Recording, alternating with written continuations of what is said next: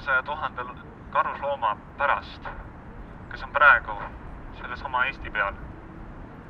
Ning nemad sünnivad sellesse vangistusse ja nemad tapetakse seal.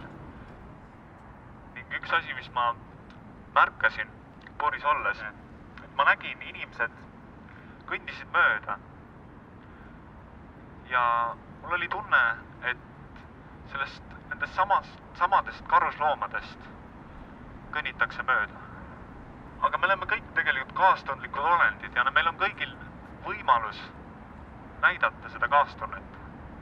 Ja meil on võimalus mitte sellest mööda kõndida. Ehk siis meil kõigil on võimalus see lõpetada. Ma tegin seda selleks, et näidata, et ükski olend ei kuulu puuri. Puur on täiesti ebaloomulik elukeskkond. See polegi elukeskkond, see on puur, see on vangla. Vanglas on inimesed vangistuses sellepärast, et nad on teinud midagi nagu ühiskonnas midagi halvasti, eks ole, või seadusvastast.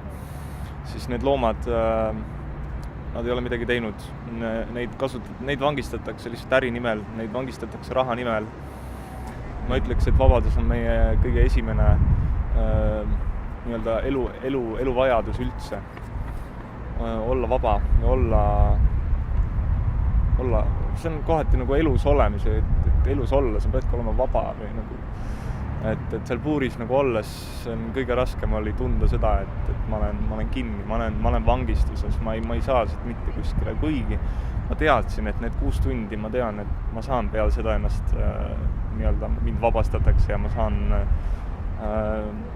minna koju või minna juua teed või saan kakaod juua, aga nende loomade jaoks on see kogu nende reaalsus, ongi see puur ja kogu nende elu ongi üks pidev kannatus.